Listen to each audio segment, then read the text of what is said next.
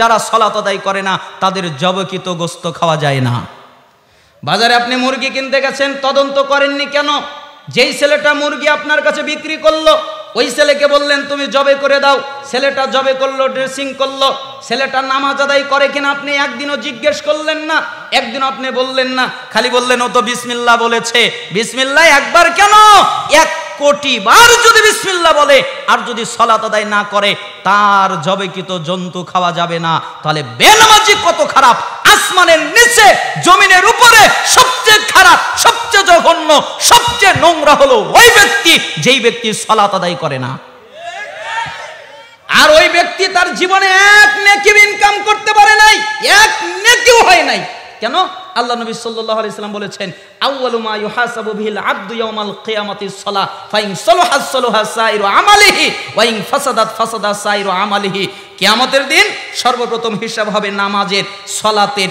যার সালাত টিকে যাবে ও যত ইবাদত করেছে সব টিকবে, আর যার সালাত টিকবে না ও যত ইবাদত করেছে সব বাতিল হয়ে যাবে। তার মানে নামাজ আছে, সব আছে, নামাজ নাই, কিচ্ছু নাই। তাহলে ও কি 1 নেকি ইনকাম করতে পেরেছে? 1 নেকিও হয় নাই। আচ্ছা মনে করেন লোকটা বাজারে গেছে, বাজার করার জন্য অনেক তরি তরকারি কিনেছে। এই তরি তরকারি কেনার পরে তারপরে সে ব্যাগের মধ্যে বাজার ভরেছে, কিন্তু ব্যাগটার নিচে কেটে দেওয়া, তাহলে কয়টা বাজার আসবে? অথবা সে মাছ ধরার জন্য গেছে নদীর মধ্যে, একটা টোনা নিয়ে গেছে, জাল নিয়ে গেছে, টোনার মধ্যে মাছ রাখবে, টোনার নিচে ছিঁড়ে দেওয়া, কেচে দিয়ে কেটে দেওয়া, তাহলে মাছ যতগুলো রাখবে বাড়িতে আনার সময় কয়টা আনতে পারবে? ঠিক দান করে, সাদাকা করে, হজ করে, সিয়াম পালন করে, আরো কত ভালো কাজ করে, সব করে, কিন্তু তার নেকি একটাও নাই, সবগুলো ওইভাবে পড়ে যায়। সে একটা নেকি ইনকাম করতে পারেনি। অতএব আমি আপনাদেরকে অনুরোধ করছি, আপনারা যত কাজ, যত ব্যস্ততা যাই থাকুক, অন্তত সালাত জীবনে ছাড়বেন না। রাজি আছেন? কে কে রাজি? দুই হাত উঁচু করে দেখান। লিল্লাহি তাকবীর। আরো জোরে বলেন লিল্লাহি তাকবীর।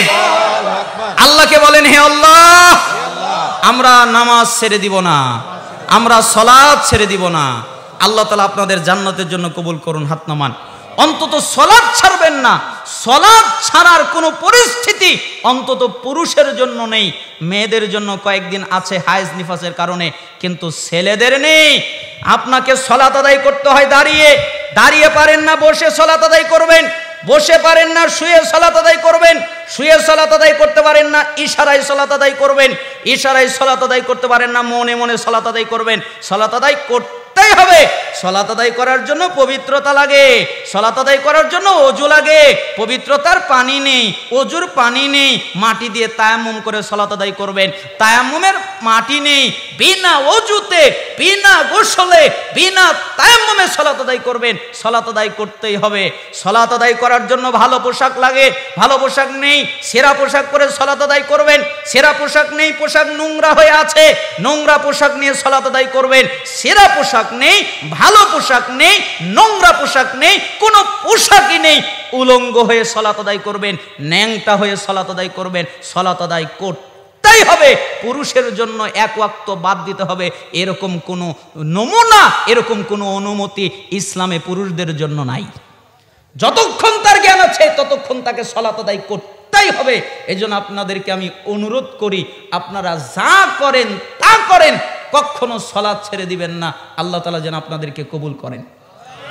কঠিন ভাষা বললাম, রাগ করলেন? না বললে তো আপনারা বুঝতে পারেন না, তাই আমাকে বলতে হলো। সময় কতক্ষণ? আচ্ছা যাই হোক, আমরা অনেক আলোচনা করছিলাম, মেহমানরা আছে, আরো আরেকজন আছে, উনি আলোচনা করবেন।